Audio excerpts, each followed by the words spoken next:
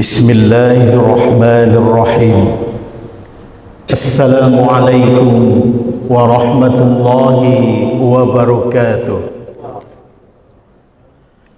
Alhamdulillahi rabbil alamin. Wa bihi nasta'inu ala umurid dunya waddin. Ashhadu an la ilaha illallah al-malikul haqqul mubin. Wa ashhadu anna sayyidana Muhammadar Rasulullah as-sadiqul wa'dul amin. Amma ba'du. Bapak-bapak dan ibu-ibu sidang jamaah salat zuhur, para tamu Allah yang berbahagia, bersyukur kita kehadiran Allah yang telah memanjangkan umur kita dalam ketaatan, yang telah memilih dan menghadirkan kita melaksanakan kewajiban salat zuhur di rumahnya yang penuh berkah ini. Insya Allah sesuai janjinya, setiap langkah kaki kita ke masjid menggugurkan dosa kita, mendatangkan kebaikan dan mengangkat derajat kita. Doa kita kepada Allah, semoga sepulang dari rumah Allah ini Allah jadikan kita ahli surga hendaknya. Amin ya rabbal alamin. Bapak Ibu yang dimuliakan Allah, kultum singkat kita sebelum zuhur ini kita beri judul dengan karakter orang munafik. Di surat kedua, di ayat-ayat pertama Al-Baqarah ayat ketiga menjelaskan siapa orang beriman. Ayat keenam menyampaikan pesan siapa orang kafir. Di ayat ke-8 ditegaskan orang munafik. Ternyata Bapak Ibu yang dimuliakan Allah, dalam Al-Quran manusia itu hanya dibagi 3 kelompok.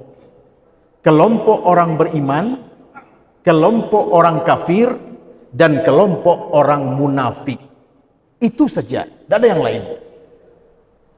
Nah, pada kesempatan ini kita ingin melihat satu karakter yang paling berbahaya, lebih berbahaya dari orang kafir, yakni karakter orang munafik. Dan bertepatan juga, sebelum ini kita baru selesai melaksanakan mungkin manasik haji. Bapak-bapak dan ibu-ibu yang hadir hari ini mayoritas sebentar lagi akan menjadi tamu Allah. Jangan sampai terperangkap kita oleh karakter orang munafik ini. Dulu dilemparkan ke neraka orang munafik ketimbang orang-orang kafir, Pak.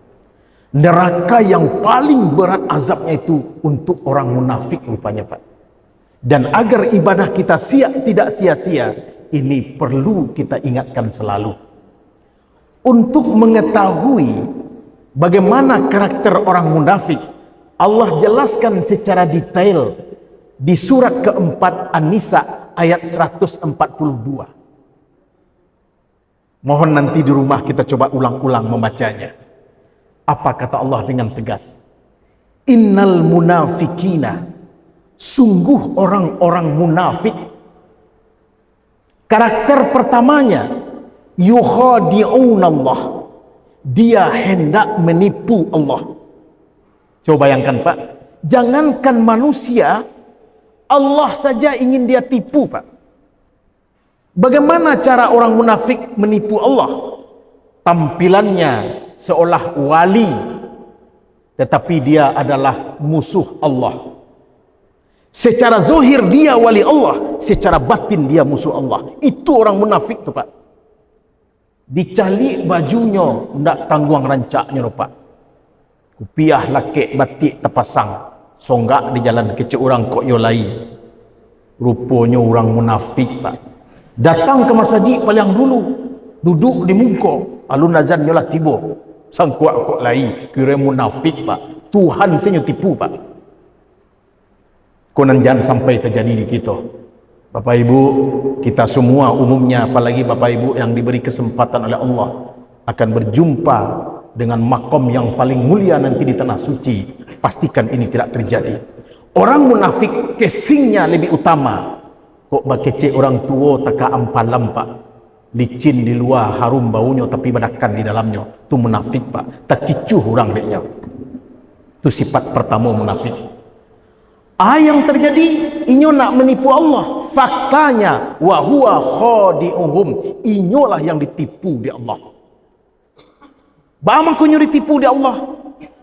Nyo kiro ikolah nanelok. Nyo kiro inyolah berhasil. Nyo kiro inyolah keselamai. Rupanya inyo nampal yang sangsara besok di akhirat. Ini sifat yang pertama. Jadi kalau ada karakter seorang tukang tipu di diri awak, hapuskan. Benih-benih penipuan kepada makhluk akan menjadi puncaknya menipu Tuhan pak. Orang munafik nak main-main dan tipu dah pak. Kalau menipu manusia biasa sebenarnya pak. Tapi menipu Allah itu nanya kawan pak. Jangan sampai teka itu. Datang ke tanah suci kita berniat untuk menjadi tamu Allah. Rupanya jadi penipu Allah. Jangan bapak. Umur awak lah sisonya dan tinggal. Biaya nak tanggung banyak. Ya Allah, kalau dapat awak kasih tundaknya, you menjadi Abdullah hendaknya. Itu yang pertama karakter orang munafik waktu terbatas. Yang kedua, karakter yang kedua. Iza qamu ila sholati qamu kusala. Itu yang kedua pak. Orang munafik itu kalau hendak mendirikan sholat, nyo malas-malasan pak. Izin pak, indak jemaah yang tadi ikut manasik lah ambo berapa kali berjumpa kegiatan di masjid majelis taklim judulnya datang dari berbagai daerah. Pas orang ke azan acara bubar, jemaah keluar pak. Baselisih dan mau di luar, nang kecek nan seorang, kamu awak pai ke Transmart akal kata plau Kurang kok ke azan pak? Nyo dari masjid habis mendengarkan pengajian majelis taklim harusnya nyo ndak pulang. Nyo solat di sikoh. Nyo solat pak. Ya Tuhan, kalau di muka orang ndak tangguang tatiangnya pak. Tapi kalaulah seorang centang perenang sembayangnya pak. Baru saya takbir kuoknya sekali pak. Baru takbir matoe keniak pai. Baru saya takbir pikirannya ndak di situ dah pak. Ikolah orang munafik barek ketika solat pak.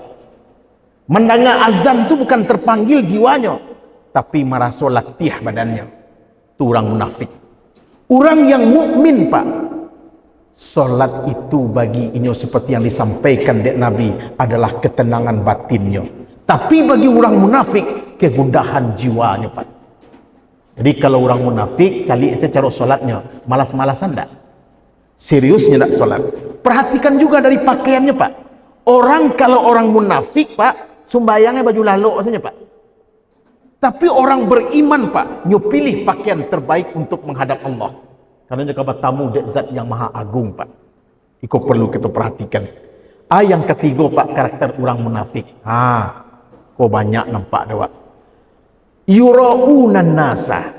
Segala kerajonyo ingin dipuji dek manusia pak.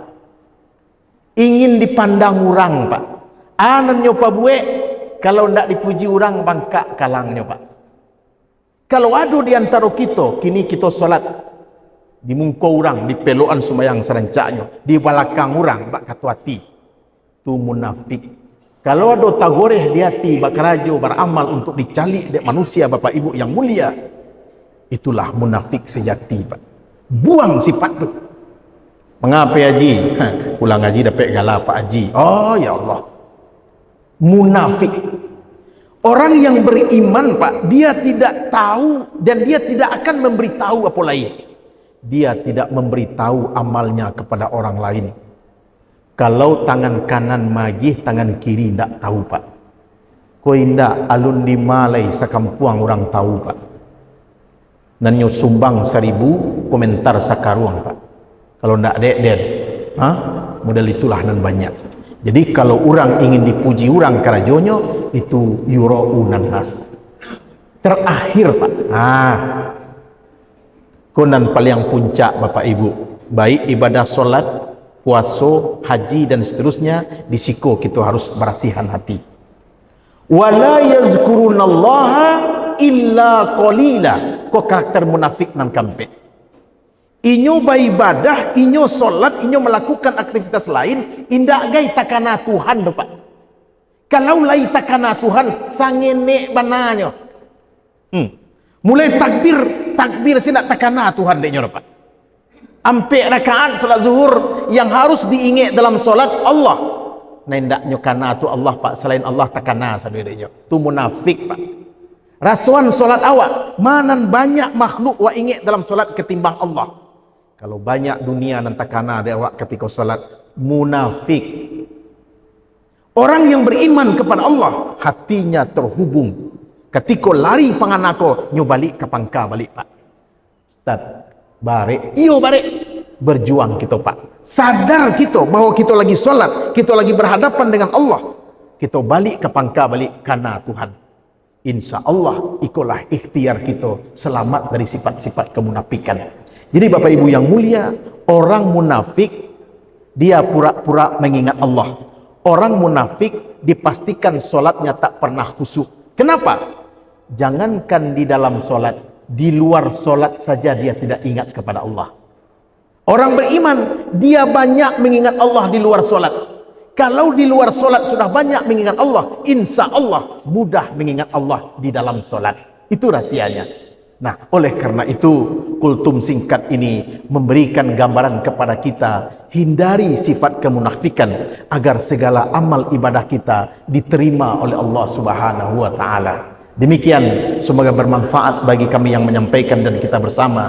Kalau ada yang salah mohon dimaafkan. Wassalamualaikum warahmatullahi wabarakatuh.